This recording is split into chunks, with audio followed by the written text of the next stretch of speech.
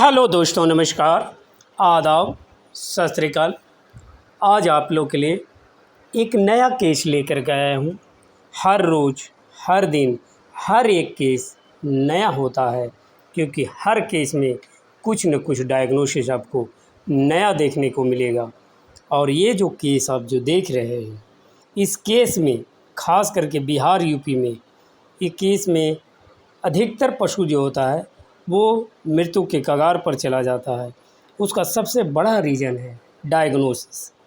सही डायग्नोसिस नहीं होने के कारण ही इस पशु की मौत हो जाती है। उसका सबसे बड़ा कारण है कि डायग्नोसिस। ये जो पशु आप देख रहे हैं, इसका 2 दिन इलाज हो चुका है, लेकिन कोई सुधार नहीं है। पशु यूँ बैठा ही रह रहा है, खड़ा नहीं हो पा रहा। यह जो केस जो है वो प्रोटोजोअल डाउनर कौन सिंड्रोम है। इसमें डायग्नोसिस ही नहीं हो पाता है कि ये प्रोटोजोअल डाउनर कौन सिंड्रोम है या नहीं है, क्योंकि जब पशुपालक किसी पशु चिकित्सक को बुलाते हैं तो पशुपालक का हिस्ट्री जो रहता है उसमें ये पता ही नहीं चल पाता है कि ये प्रोटोजोअल डाउनर कौन सिंड्रोम है। क्योंकि पशुपालक का हिस्ट्री में ये पता चलता है कि पशु चारा खाना बंद कर दिया और पशु बैठा जो खड़े नहीं हो पाई। अब खड़ा नहीं हो पाए तो उसने पशु चिकित्सक को बुलाया। अब उन्होंने 2-4 इंजेक्शन लगाए या फ्लूइड दिए, फिर अगले दिन पशु खड़ी नहीं हुई या उस दिन पशु खड़ी नहीं हुई।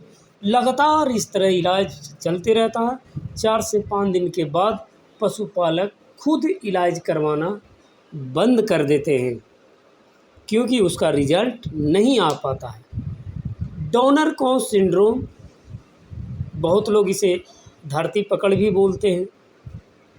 यह एक मेटाबॉलिक जम बीमारी है जिसमें कैल्शियम, फास्फोरस, मैग्नीशियम, पोटेशियम का कम या ज़्यादा जब शरीर में होता है तब वो डाउनर कौन सिंड्रोम में चला जाता है पशु, जिसे मेटाबॉलिज्म भी बोलते हैं। कि मेटाबॉलिज्म का जब डिस्टर्बेंस होता है जिसके कारण भी पशु डाउनर कौन सिंड्रोम में चला जाता है।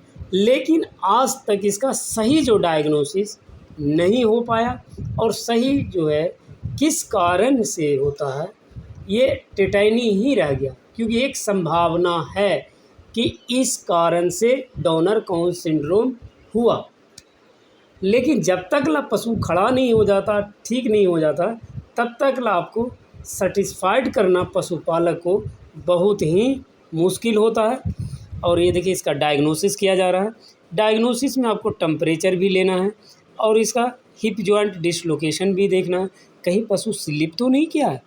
क्योंकि हिप जॉइंट डिसलोकेशन में भी डाउनर कौन सिंड्रोम में पशु चला जाता है। तो डायग्नोसिस आपको पूरी तरह से करना और पशुपालक से हिस्ट्री ज़रूर लेना। इस तरह के पशुओं को इलाज करने से पहले आप पशुपालक को पूरी तरह से संतुष्ट करें कि 1 दिन का इलाज नहीं है, बल्कि 1 हफ्ता या कभी कभी 14 दिन भी लग जाते हैं पशु को खड़ा होने में। अगर आप पशुपालक को संतुष्ट नहीं कर पाएंगे तो 2 दिन आपसे इलाज करवाएंगे पशुपालक, तीसरे दिन तीसरे डॉक्टर से, चौथे डॉक्टर, 5वें डॉक्टर, लगातार पशु चिकित्सक है जो बदलाव होते रहता है। क्योंकि पशुपालक को लगता है कि कोई न कोई जो है पशु चिकित्सक इस पशु को खड़ा कर देगी और मेरी गाय जो है वो चारा खा करके दूध देना शुरू कर देगी। लेकिन ऐसा होता नहीं है, तुरंत इसमें कभी भी पशु खड़ा नहीं हो पाता। इस पशु का जब मैं पशुपालक से हिस्ट्री लिया तो ये पता चला कि इसे फीवर हो गया था और इसका इलाज एमरेल फीवर किया गया था।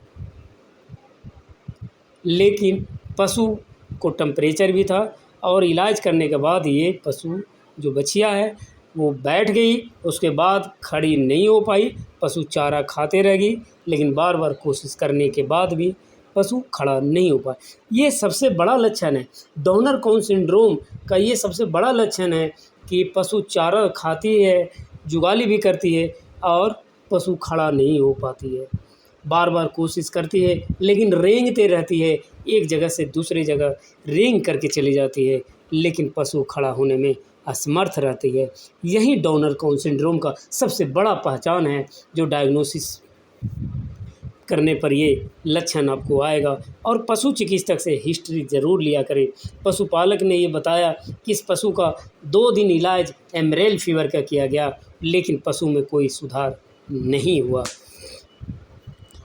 प्रोटोजोअल डाउनर काउन सिंड्रोम और एमरेल फीवर में आपको दोनों में डिफरेंट करना है, डिफिशेंट करना है। डिफिशेंट इसीलिए करना है क्योंकि दोनों का सिम्टम एक जैसे आते हैं, लेकिन बहुत लोग ज़्यादातर इसे एमरेल फीवर का इलाज करते हैं, जिसके कारण है कि वो बाद में डाउनर काउन सिंड्रोम में जाने के बाद पशु जो है वो खड़ा होने में असमर्थ हो जाती है। पशु चारा खाते खाते पशु फिर सेप्टिक पकड़ लेता है। सेप्टिक पकड़ने के कारण है काफ़ी जो चमड़ियाँ उसका है, जो मांसपेशियाँ हैं वो गलने लगता है, कीड़े पड़ने लगता है और बाद में पशु का मृत्यु हो जाता है। प्रोटोजोअल डाउनर काउन सिंड्रोम में आप जब भी ट्रीटमेंट करें तो जाने करके पशु पहले तो उसका डायग्नोसिस करें, और डायग्नोसिस करने के बाद पशुपालक से हिस्ट्री ज़रूर लें, क्योंकि पशुओं की डॉक्टरी में डायग्नोसिस ही सबसे बड़ा पद्धति है। अगर आपकी डायग्नोसिस सही है तो मेडिसिन, ड्रग्स एंड चॉइस भी सही होगा। अगर डायग्नोसिस सही नहीं है तो ड्रग्स एंड चॉइस में भी सही नहीं हो पाएगा। इस पशु का इलाज 3 दिन किया गया और चौथे दिन पशु खड़ी हो गई। ऐसे तो इसका दूसरे दिन से पशु पकड़ के खड़ा करने पर खड़ी होने लगी, लेकिन इसमें 3 से 4 दिन लग जाते हैं।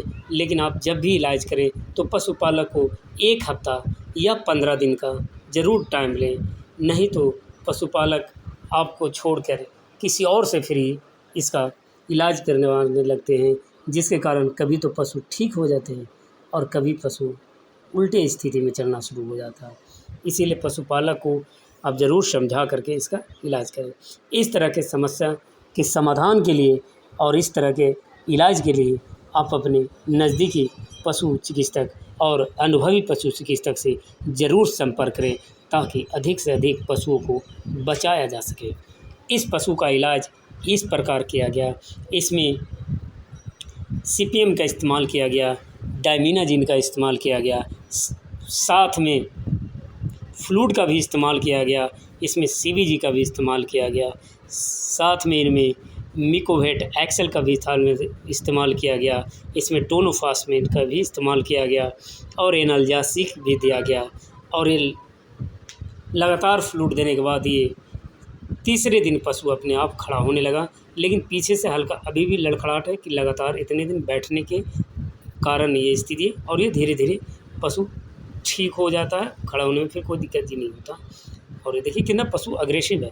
इसमें साथ में आपका विटामिन ई और सेलेनियम का भी इस्तेमाल किया गया था, और लगातार इस्तेमाल करने के बाद पशु पूरी तरह से ठीक हो जाता है। अगर सही डायग्नोसिस और सही ट्रीटमेंट करें तो इस तरह के रिजल्ट आते हैं। इस तरह की अधिक जानकारी चैनल को सब्सक्राइब लाइक